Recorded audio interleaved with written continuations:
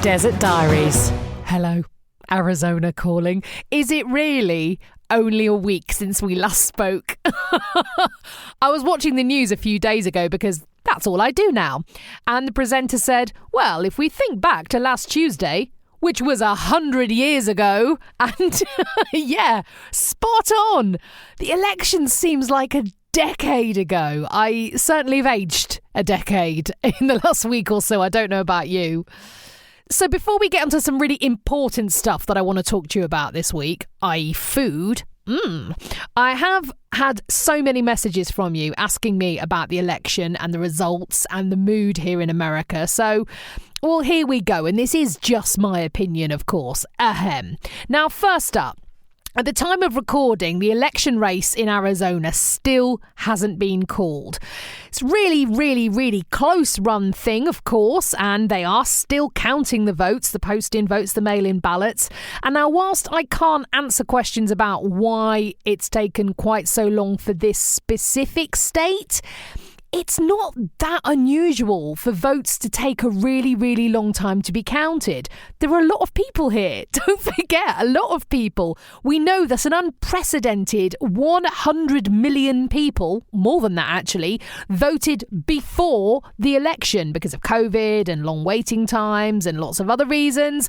And in some states, there have been fairly new directives that those votes couldn't be counted until the polls closed on election day. In other states, those votes were allowed to be counted before the polls actually opened. It's complicated, blah, blah, blah. But, you know, there's different states, different rules. Now, in many other years, when, again, counting has also taken this long, it has been pretty clear before all the votes were counted, again, normal, who was going to win the election. And so the news networks do all the maths and they make a statement and the other candidate tends to concede and usually says something like, great campaign, thanks for voting, the other person's won though, we are one United States, God bless America, good night. And, you know, that's generally how it's gone. 2020, of course, not a normal year. It's the year that keeps on giving, isn't it? So we know that isn't the case right now. And in fact, whilst pretty much every world leader has congratulated Joe Biden on winning the presidency, including Boris Johnson, not including Putin, Kim Jong-un, and President Xi of China, Prime Minister of Brazil, a couple of other people, but everyone else has congratulated Joe Biden. The current president is still tweeting in all caps, I won big. You know, this isn't going to be over, I don't think, anytime soon. And it's quite exhausting, to be honest.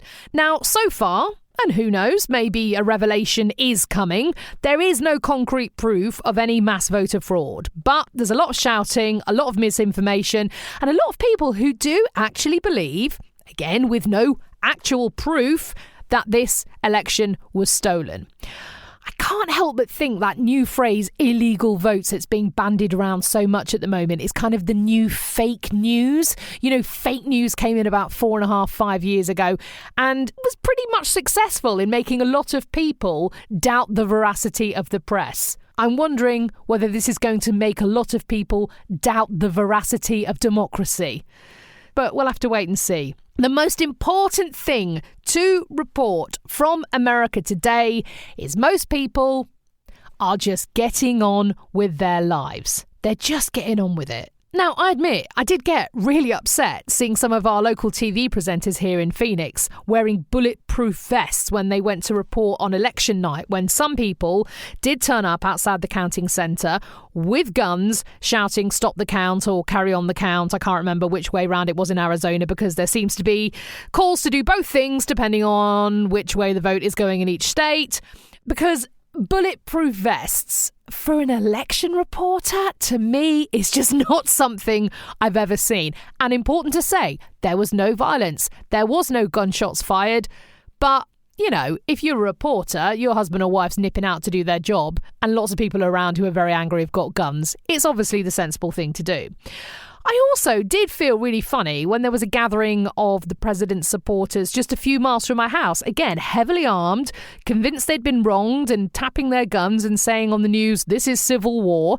That doesn't feel good. Of course it doesn't, because again, it's just not something I'm used to. Elsewhere, of course, In other cities, huge celebratory parties were starting up. Thousands of people were literally dancing in the streets. But, this is a really big but.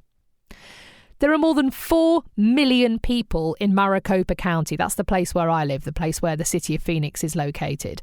Just a few hundred people decided to protest. Just a few hundred people rocked up with their guns and shouting and flags and the like.